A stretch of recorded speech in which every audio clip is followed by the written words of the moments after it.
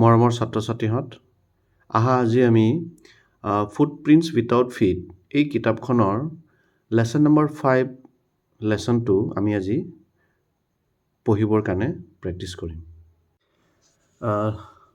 তোমালোকে ইয়াত দেখিবা লেচনটোৰ নামটো হৈছে ফুটপ্ৰিণ্টছ উইথাউট ফিট। আমাৰ কিতাপখনৰ যি নাম আৰু লেচনটোৰ নাম সেই একেটা হৈছে। চ' আহা আজি আমি এই লেচনকে ৰিডিং প্ৰেক্টিছ কৰিম। চ' প্ৰথমতে আমি ইয়াত যিটো বক্স এটা দিছে সেইটো আমি পঢ়িম। Start. Can a man become invisible? This is the story of a scientist who discovers how to make himself invisible. Does he use or misuse his discovery? Read and find out. How did the invisible man first become visible? Why was he wandering the streets? So let's begin the lesson. The two boys started in surprise at the fresh, muddy imprints of a pair of bare feet. What was a barefooted man doing on the steps of a house in the middle of London? And where was the man? As they gazed, a remarkable sight met their eyes. A fresh footmark appeared from nowhere.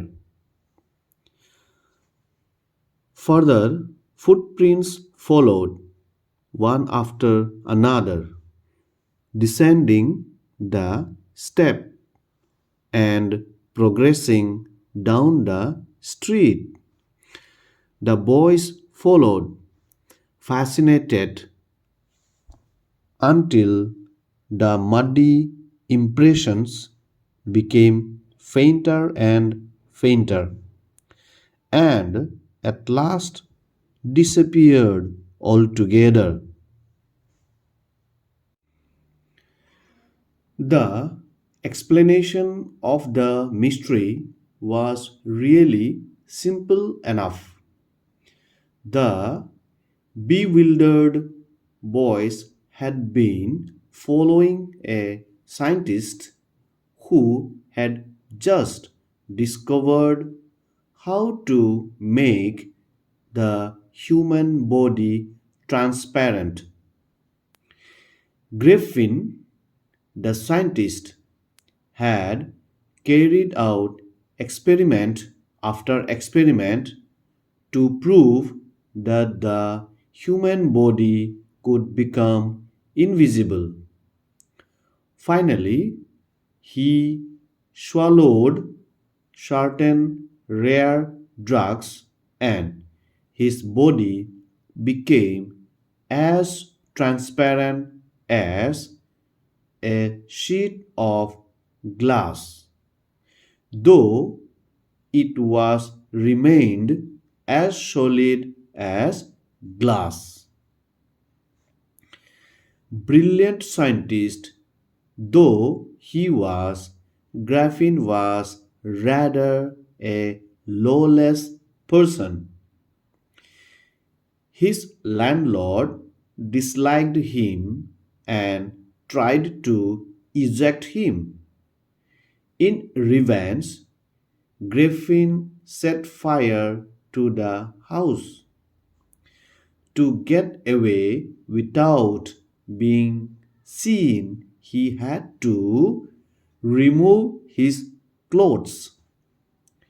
Thus, it was that he became a homeless wanderer without clothes, without money, and quite invisible until he happened to step in some mud and left footprints as he walked.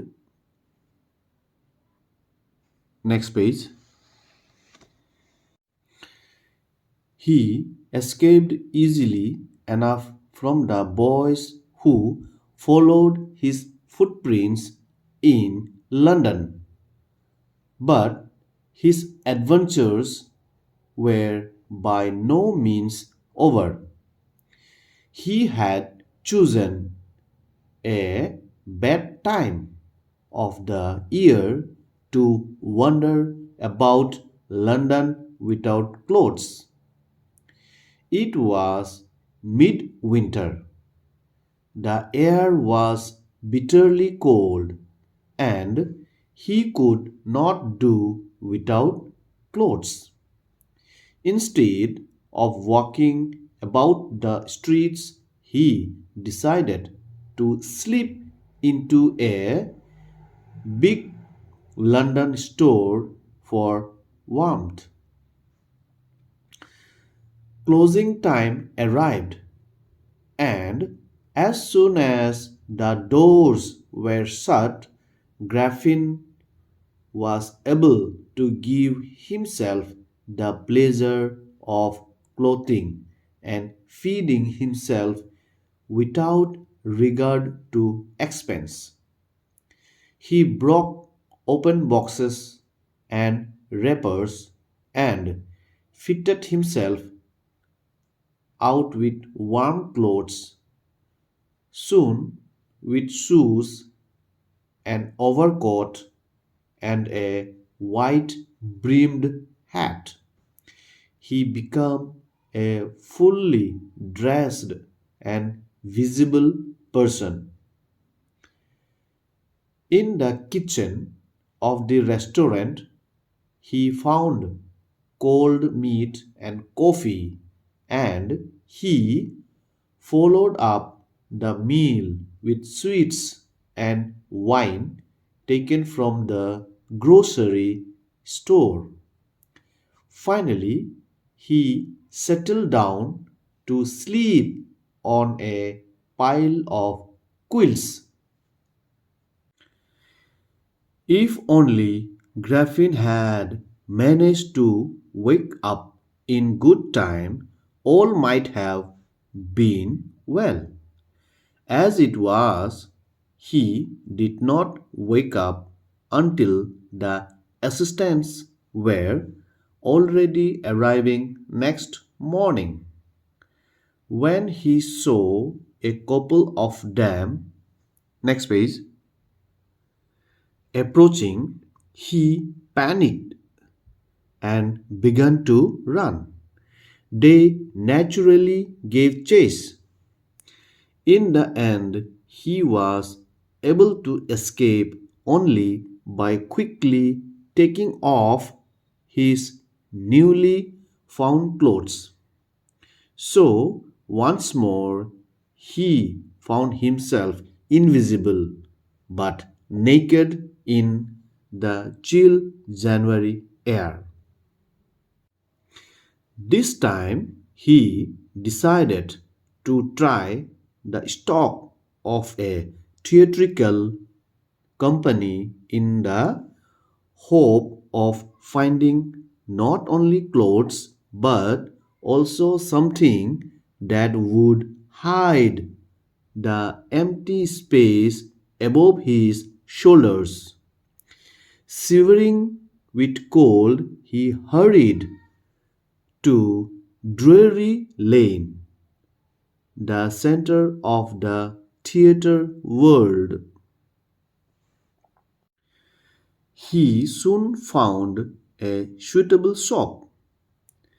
He made his way, invisible, upstairs and came out a little later wearing bandages around his forehead, dark glasses, false nose, big bushy side whiskers, and a large hat. To escape without being seen, he callously attacked the shopkeeper from behind, after which he robbed him of all the money he could find. So, ছাত্ৰ ছাত্ৰীহঁত আমি lesson number 5 footprints without feet এই লেচনটো আমি reading কৰিবৰ কাৰণে আমি practice কৰিলোঁ। ইমানে আমি আজি পঢ়িলোঁ আৰু এটুকুৰা আছে। চ' তোমালোকৰ কাম হৈছে যে এই লেচনটো তোমালোকে পঢ়িবা। মই আকৌ কৈছোঁ আৰু কৈয়ে থাকিম, বাৰে বাৰে পঢ়িবা, বাৰে বাৰে পঢ়িবা। যিসকলে নোৱাৰে খুব কষ্ট কৰিবা, কাৰণ ইয়াৰ বাহিৰে তোমালোকৰ বেলেগ একো উপায় মই দেখা নাই। গতিকে ৰিডিং কৰিবা, এই ৰিডিং প্ৰেক্টিছ কৰিবই লাগিব তোমালোকে, নহ'লে বেলেগ উপায় নাই। গতিকে আজিলৈকে ইমানেই, বাৰে বাৰে পঢ়িবা। Thank you.